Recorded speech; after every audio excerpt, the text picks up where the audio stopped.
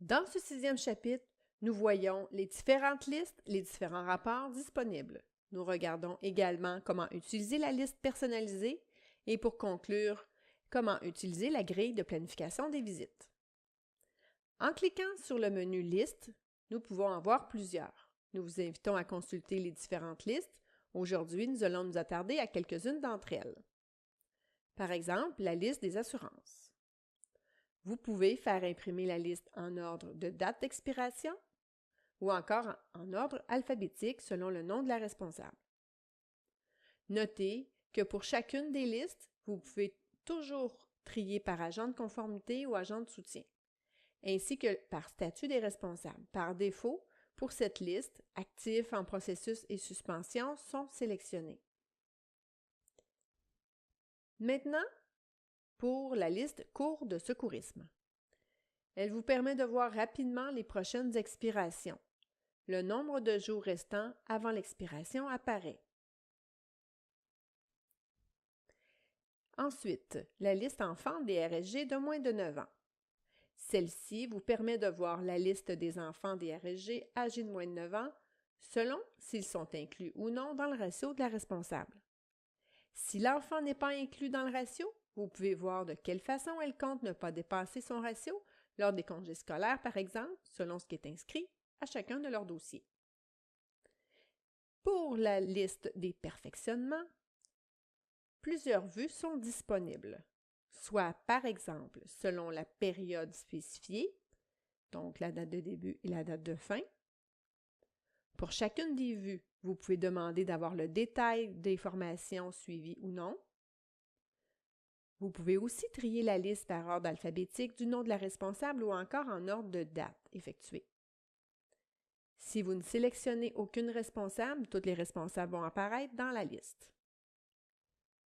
Vous pouvez aussi avoir une liste selon les dates de chacune des responsables pendant la période demandée. Puis, la troisième liste vous affiche la liste des perfectionnements effectués selon la date de réception de la preuve que celle-ci a été suivie.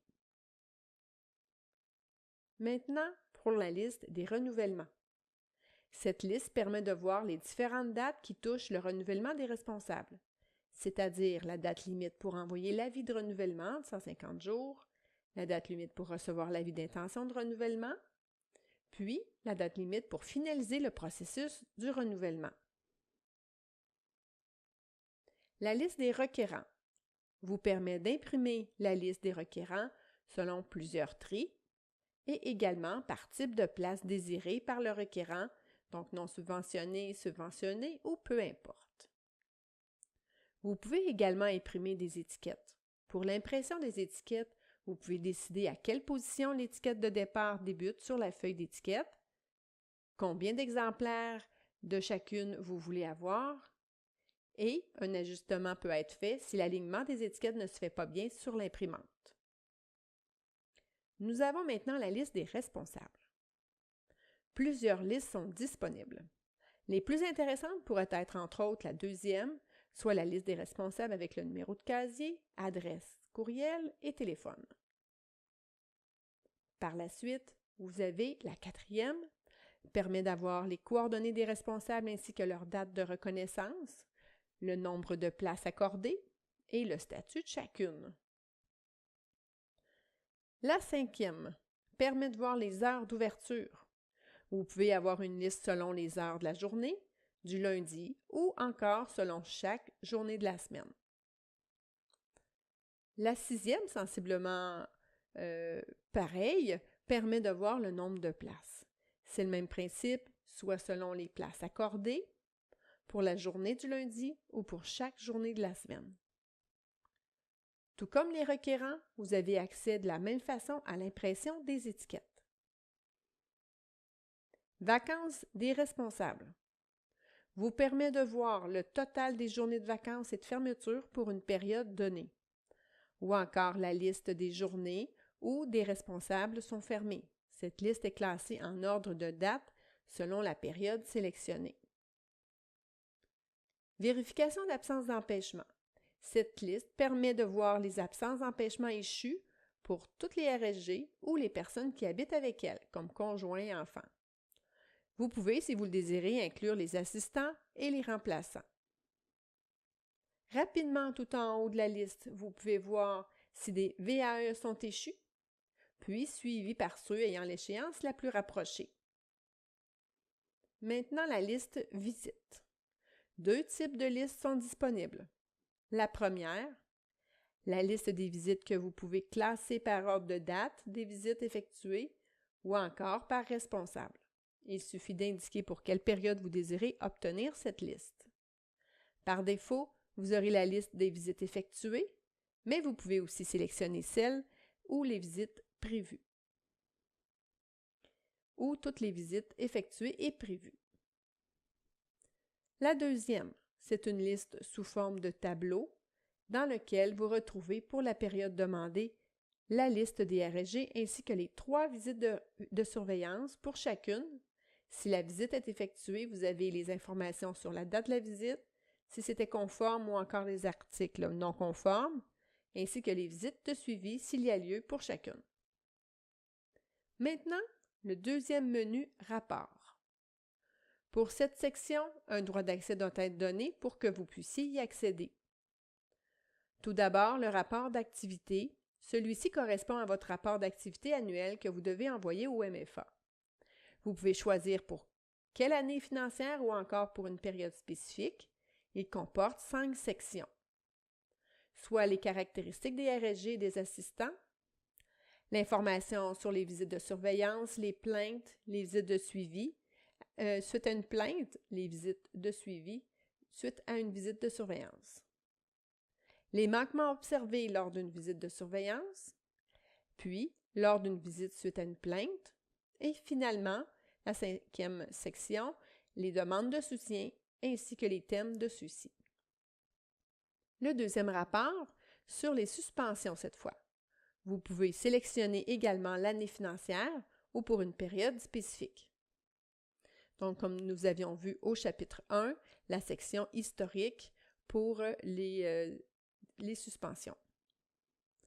Le troisième rapport est un rapport statistique pour chacun des employés concernant le nombre de visites effectuées selon le type de visite ainsi que le nombre de notes de soutien et de suivi inscrits dans le logiciel.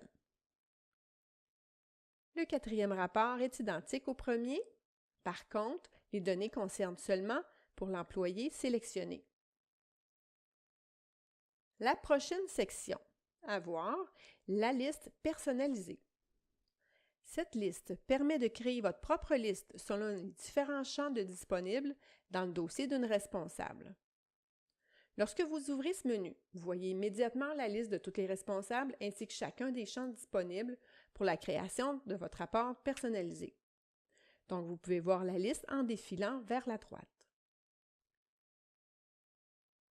Vous pouvez sélectionner également par agent de conformité ou pour agent de soutien ou par statut.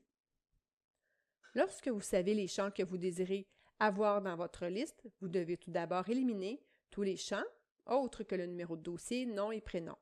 Pour cela, il suffit de cliquer sur le moins de colonnes pour éliminer les colonnes. Par la suite, vous allez sélectionner là où les colonnes de données désirées. Le bouton représenté par la flèche à droite vous ouvre un menu contextuel, puis, en cliquant sur « Sélectionner les colonnes », vous pouvez cocher celle désirée. Par exemple, si nous voudrions créer une liste pour connaître les milieux fumeurs, il faudrait cocher le champ « Fumeurs ». Par la suite, la colonne s'ajoute. Vous pouvez conserver cette liste en lui donnant un nom. Par exemple, « Fumeur ». Puis, le bouton « Plus » et « Oui » pour ajouter cette liste. Pour enlever une liste, le bouton « Moins » permet de le faire. Une fois que la liste est créée, si vous désirez l'imprimer, il suffit d'exporter cette liste en Excel et d'y effectuer votre mise en page avant d'envoyer l'impression. Une dernière section intéressante pour les agents de conformité, la grille de planification des visites. Cette grille permet de planifier les visites de surveillance des responsables pour une période sélectionnée. Le bouton « Tableau » vous donne accès aux responsables, puis rapidement, pour chacune, vous pouvez voir la date de début et de fin pour la période de visite.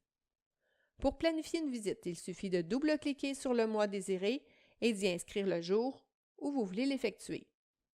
Si vous utilisez la section Horaire des ressources, celle-ci s'inscrit comme une visite de conformité à votre horaire. Il vous suffira d'inscrire l'heure désirée du rendez-vous. Vous pouvez présentement apercevoir 3 couleurs correspondant à différents statuts de la visite, soit planifiée, effectuée, et si vous venez d'en ajouter, celles-ci s'inscrivent comme de nouvelles visites ajoutées à la grille. Une fois que vous enregistrez la grille, les nouvelles visites deviennent des visites planifiées lorsque vous l'ouvrez à nouveau. Lorsque vous faites votre planification, ayez en main un calendrier afin d'inscrire les journées de semaine où vous serez présente. Si vous imprimez la liste, vous pouvez constater que les visites planifiées seront suivies d'un P entre parenthèses afin de les différencier avec les visites effectuées. Voilà ce qui conclut le 6e et dernier chapitre de l'atelier 1. Si vous avez des questions, n'hésitez pas à communiquer avec le soutien technique de Logicentre.